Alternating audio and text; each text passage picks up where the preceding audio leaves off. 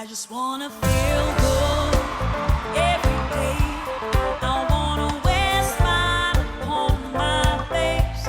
I wanna feel the joys of the day. I wanna feel alive in every moment. Sing it loud and proud. And the problem with stereotypes is not that they are untrue, but that they are incomplete. To many people, the entire African continent remains one land of dangerous mystery and poverty.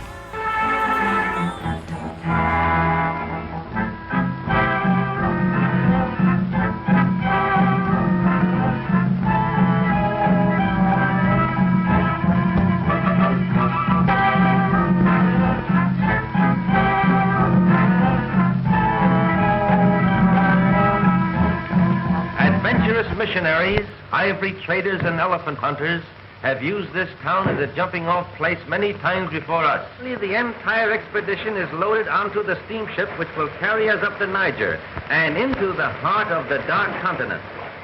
Then we will begin our great trek across equatorial Africa, where man is the prey of animals and animals the prey of man. Africa the unknown. Most images of Africa contribute to a belief that Africa is one undifferentiated land of primitive people in need. You get a picture, from Hollywood and the movies, and every time you see us on CNN and stuff like that, there's always something negative. You find a lot of ignorance when you read the media. I'm in New York, or you go to London, or in any other place. My American roommate was shocked by me. She asked where I had learned to speak English so well and was confused when I said that Nigeria happened to have English as its official language. I felt like they question our intelligence. They wonder if we're as educated or we can speak English properly, or we have resources, or if we have cars and technology and roads and proper houses. She asked if she could listen to what she called my tribal music, and was consequently very disappointed when I produced my tape of Mariah Carey. All you see is negative news that are being reported in, Western media. So that is how to create a single story. Show a people as one thing, as only one thing, over and over again, and that is what they become. Stories matter. Many stories matter. Stories have been used to dispossess and to malign. But stories can also be used to empower and to humanize. Stories can break the dignity of a people, but stories can also repair that broken dignity. Of course, Africa is a continent full of catastrophes, but there are other stories that are not about catastrophe. It is just as important to talk about them. My name is Warren. I was born and raised in South Africa. I'm a choreographer. My dad took me to my first ballet class on Friday, and it was for myself and 22 girls. Best day of my life. My mother says she gave birth to 2 straight boys who did classical ballet. If she had a daughter, she'd probably play rugby. I currently reside in New York City. I left because I had this wonderful opportunity. I had just been awarded a scholarship to study in London, England. It came about directly because of President Nelson Mandela. Some of my career highlights. I'm the choreographer for the upcoming Broadway show, Motown. A play that I did off Broadway called Orinoco. It's Toy Story the musical. I worked on Disney. The stereotypes Americans have of Africa seem to all fall into one category that has to do with tragedy. There's a perception that Africa doesn't, that we don't have planes, trains, automobiles, that we don't have structure. There's this one-sided story of there are animals roaming freely. The day-to-day life of the African. At my house, Saturday mornings was about you wake up, you had breakfast with your family, and then my brother and I had to clean the yard. My sister and I, we would wash clothes, wash our uniforms, and all that kind of stuff. You cannot watch Sesame Street until you finish your chores. Was a Speed Racer and all those cartoons. And then we wake up in the morning, have moi moi and Ogi. Yeah, we had 10 dogs at one point. We always had 2 dogs and they always had the same name. And it's really funny because we had Scooby first, which we named from Scooby the cartoon, and then we had Jackie. We had 4 canaries, and unfortunately, they all died. Canaries? We didn't have any animals that we could not cook.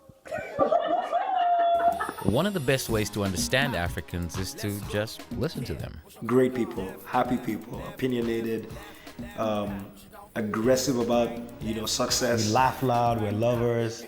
We're givers, we're very hospitable. We're African. Nigerians are African in every sense of the word. Fun, crazy, smart. Credit card fraud. Which Nigerian boys do you know? Let me stay away from them. The ones on TV. Where's my credit card, by the way? Best. Sexy. Well, hold on. Yeah, that. Well. My motherland, I miss it. Love it. Fun times, but they need to sort themselves out. On a daily basis, I encounter people that are shocked by the fact that I'm an African. They almost don't believe me. They're like, "You really African?" And I say, "Yes, I'm really and they go, from Africa, for real, from Africa?" And I'm like, "Yeah, from Africa, for real, from Africa." There is a whole other side to Africa that people don't know about, particularly when it comes to innovation. In Kenya, I think we're seeing, a renaissance of technology. In the United States, Silicon Valley is the home of technology. In Africa, we call that place Kenya. Transferring money from one cell phone to another started in Kenya well before the idea got to the United States or Europe. Customers transfer money electronically using their mobile phone, and the agent converts it into Kenya shillings. I don't have to travel from here to Murang'a to take money to my parents. I can just send it from here.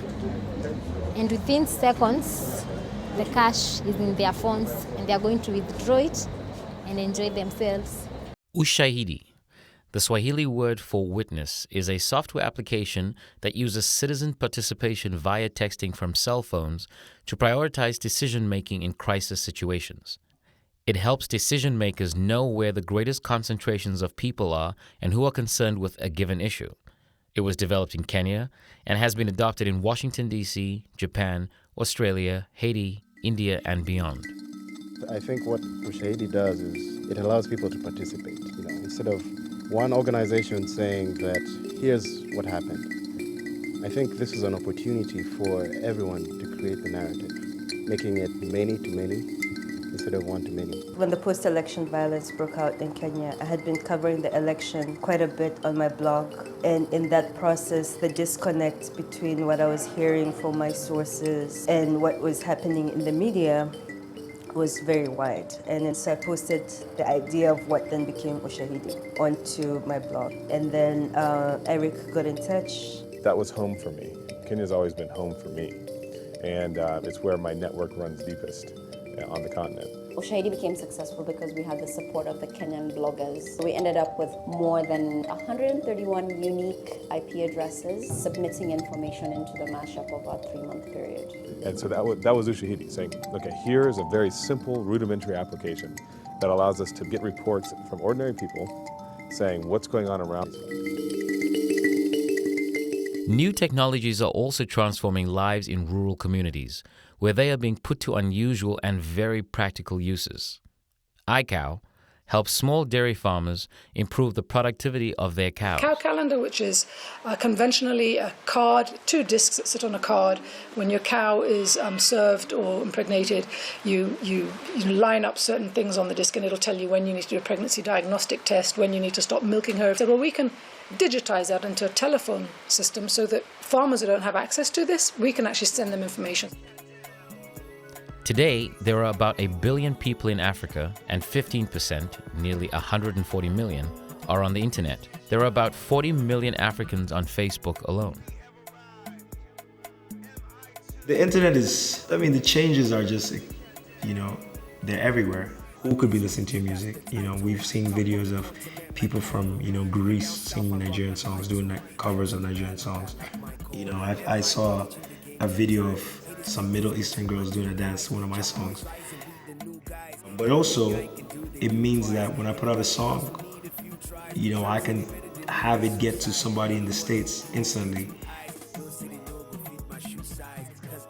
One of the most powerful uses of the internet has been in North Africa, where social media played a key role in organizing protesters who brought about changes in leadership in Tunisia, Egypt, and Libya.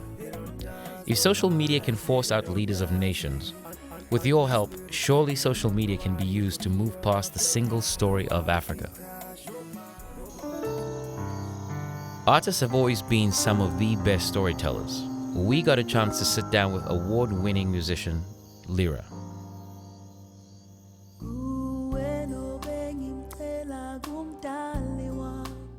Media was feeding me the thought that I was a charity case, or, you know, oh, poor Africa. That was what media was feeding to me as an African child. So it gave me the perspective that, well, hang on, you're telling me I'm destined to be like that all my life? And I couldn't make peace with that. That was like very bizarre. You're telling me I'm born to be at a certain level and I can't even fathom anything larger. I mean, I remember as a teenager I was just incredibly frustrated with just that reality, and I just thought there has to be something more. And the first thing, or the first level of power that I felt I had, besides the education, was deciding who I wanted to become, exercising the freedom of imagining what was possible. And it was incredible how I felt like life itself responded to that. You know, suddenly there were just doors opening up to me, so I wasn't limited after all. You know, that was somebody else's idea, not mine. I was fortunate to get to the audition in Johannesburg, and I was one of the first group of South Africans to go to England on the scholarship. Education has taken a major pivot, I'd say, on the continent. Africans are no longer waiting for, you know, people to come from another country, be it the United States or Europe, to come and bring education to us. The people on the ground are the ones that are creating these opportunities. They are starting their own schools. They are starting their own way of thinking. It's out-of-box thinking. Ashesi University is a private new university founded by former Microsoft executive Patrick Awuah. We're looking at a very human level, impacting individual lives. But we're also looking at impacting a whole society by fundamentally rewriting how leaders are educated in Africa. So we're looking to a model of education that is developing analytical thinking, that is most importantly developing deep compassion for society. And we think that that's a fundamental part of turning Africa around and really enabling Africa to flourish.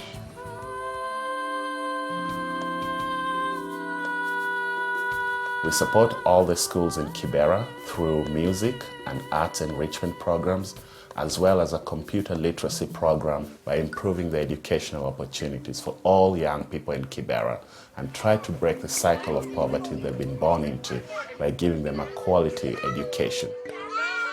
My name is Ken Okoth, and I'm the founder and the executive director of Children of Kibera Foundation.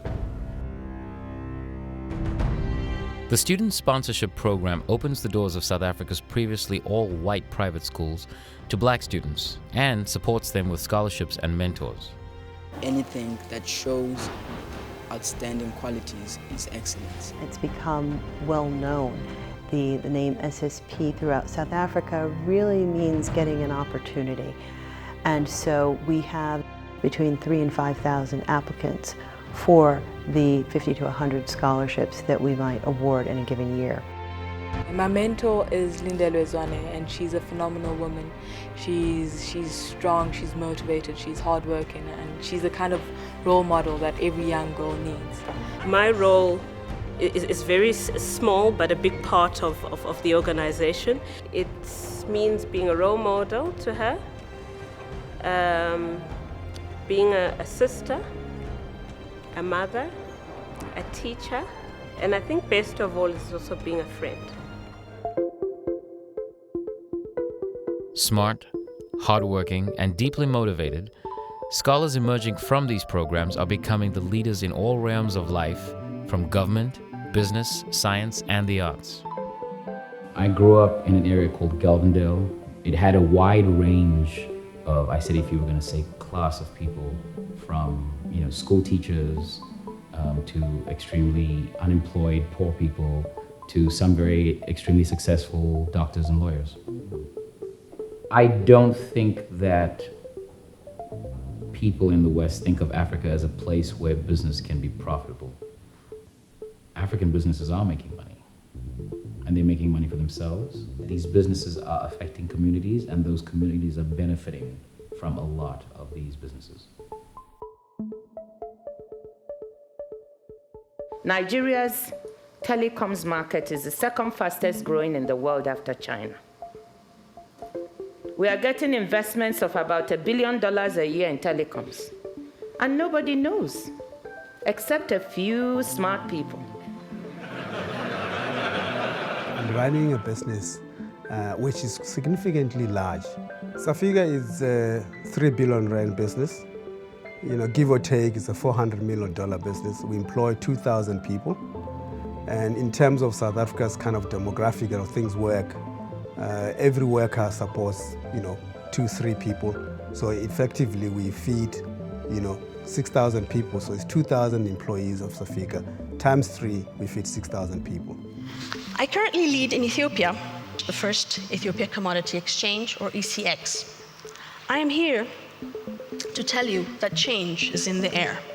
Africa today is not the Africa waiting for aid solutions, and one thing is clear, which is, at least now we know, that Africa is open for business, and that business is agriculture. He started creating the Dangote empire straight out of college. Today he's the largest producer of cement in Nigeria. His empire includes production of sugar, rice, pasta, and diesel, all things that people just can't live without. Through pure determination and hard work, Aliko Dangote is now placed number 51 on Forbes and is considered the richest man in Africa. So if I want to be the next Dangote of Africa, what advice would you give me? What do I need to do to become you? That's a very, very tough one.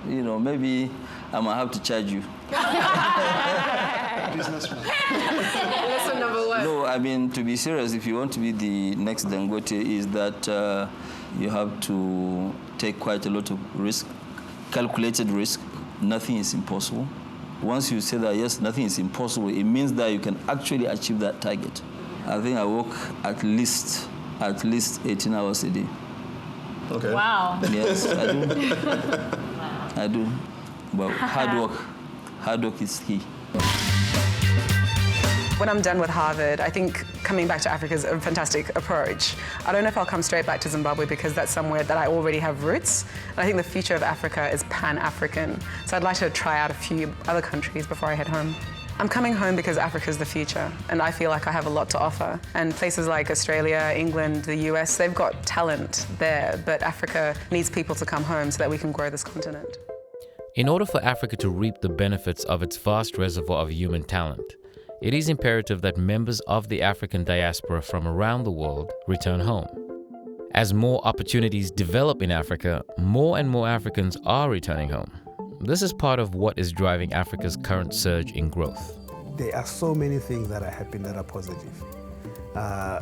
You look at Botswana, you look at Nigeria, you look at Kenya, you look at Tanzania, you look at Mozambique, you look at Angola. Most of those countries I've just referred to, they're all reporting positive economic growth that surpasses growth in the rest of the West. Recently, my brother got married and we picked up our parents at the airport. And whenever we do that normally, there's this sense of excitement, and we hadn't seen them in a year. This time around, it was still great to see them, but that sense of excitement wasn't there, simply because having the ability to Skype makes it feel like we actually have them in our room right there every day. What we have to do is to really speak of the successes of of the stories that we've seen happening within governments on the African continent. Communication-wise, yeah, it's definitely improved. As we know, there's corruption in the West, there's corruption in the United States, but major steps have been taken to improve governments in North, East, West, and South Africa. People in Africa are no longer willing to tolerate corruption from their leaders. And therefore, when you hear about the corrupt Africa, corruption all the time, I want you to know that the people and the governments are trying hard to fight this in some of the countries, and that some successes are emerging. Does it mean the problem is over? The answer is no. There's still a long way to go, but that there's a will there, and that successes are being chalked up. Mo Ibrahim has used a portion of his wealth to address corruption by creating powerful incentives for Africa's presidents to govern with integrity and democratic principles, and to purge their countries of corruption. What is governance? It's a basket of public goods citizens expect from their countries. All these are elements of the good governance. Besides security, there's economic opportunity, there's transparency, there is democracy, there's human rights, education, health. We go out and measure like 70 parameters. That's a scorecard for each country in Africa. This is the index. Our foundation cornerstone project is not the prize, it is the index. And that index will be published every year. And based on that index then, who is the president managed to move the index of his government further than anybody else. So $700,000 per year for 10 years. After that, we expect them to retire and we pay them $200,000 for life.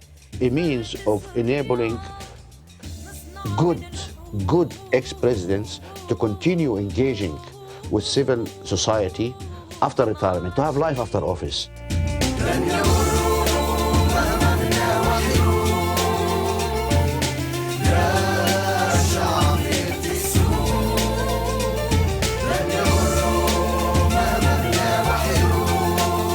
The Cheetah generation is a new breed of Africans who brook no nonsense about corruption. They understand what accountability and democracy is. They're not going to wait for government to do things for them. And Africa's salvation rests on the backs of these cheetahs. In contrast, of course, we have the Hippo generation. The Hippo generation are the ruling elites. They are stuck in their intellectual patch, complaining about colonialism and imperialism. They wouldn't move one foot. You ask them to reform their economies, they're not going to reform it because they benefit from the rotten status quo.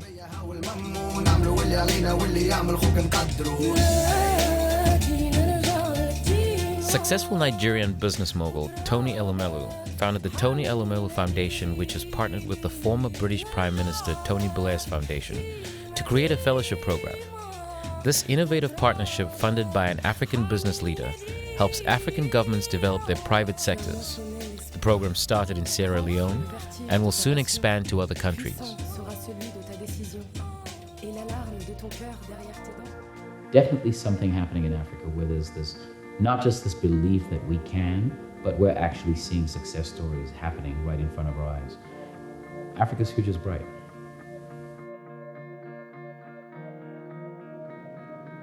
We must start from the simple premise that Africa's future is up to Africans. Many of the influential Africans who are leading the path towards Africa's development have made a commitment to economic self-reliance. I have never heard of a country that developed on aid. If you know of one, just let me know. I know about countries that developed on trade and innovation and business. I don't know of any country that got so much aid and they suddenly became a first world country. I've never heard of such a country. So the track is wrong. That track ends to nowhere. It leads to nowhere. Only Africans can develop Africa. We are tired of being the subject of everybody's charity and care. We are grateful. But we know that we can take charge of our own destinies if we have the will to reform. And what is happening in many African countries now is a realization that no one can do it but us. The African Leadership Network is a community of the most influential leaders of this new generation in Africa. Good morning. Thanks for being here this morning. What we wanted to do today is start a bit with just talk about how we envision ALN. I wish and I hope that it is not your prayer to simply get to the top of the world. I hope that your prayer and your ambition is to change the world and to be on top of that changed world. You invest in your people, you invest in your education, you guarantee the rest. It's the next generation that will take Africa to where it needs to go. And that generation, today, they're in universities, they're 20 years old, they're coming out, they're the ones that will lead us and take us exactly where we want to go. Make no mistakes. The way all of us in this room are remembered is by whether or not we are able to create prosperity for the average African citizen. You'll never be respected as an African until Africa has done well as a continent. I don't know of any country in the world where a bunch of foreigners came and developed the country. I don't know who, Japan, Korea? No. I don't know where that formula is coming from. There's no precedent. We have to sink or swim ourselves. I would like to end with this thought, that when we reject the single story, when we realize that there is never a single story about any place, we regain a kind of paradise. Let's go. Africa's future is bright. It has immense resources, both human and natural. So how can you help us? Well, by using social media, new media, old media, word of mouth, carrier pigeon, and any other means you can think of to help Africa Straight Up be seen by as many people as possible. Because, as you've seen, Africa is not just one story. If you have a story about Africa, whether you're African or not African, come to Africa.com and share it with us. For the street, for the zanga. The return of the microphone handler came back to set a new standard. More bread, more butter, more planta, more Fanta, no cook, no ganja. So gifted that he must know Santa, no slander. Let him hear his rain, more banter. Them a wonder, them a panda. How a short black boy came conquer. From a leg of his Benz to a Honda, to a crib from the bridge he was under. Did he do Yahoo? Did he lander? Now chicks full of bumper to bumper. See awards everywhere in the bunker. There's a chocolate boss, Willy Wonka, yeah. Won't you marry there? Well, tell your mommy, tell your daddy, tell your mother too. And if you want me, baby, let me know because I do. I would like to take you for a ride. I'll be your Superman, I'll take you to the sky. Someone, break our hearts in me, 'cause I'll be yo, back with my new flows. For the club, for the street, for the studios. In my new crib, new car, new clothes. Same actor, different year, new boss. I'm a bad guy who knows shop guys, who know fly guys, who pop nouveau. And the champagne do flow anytime we celebrate, cause we generate new dough. And we off to conquer a new coast. Anywhere the game has gone. Africa Straight Up, brought to you by Africa.com. Where did M come from?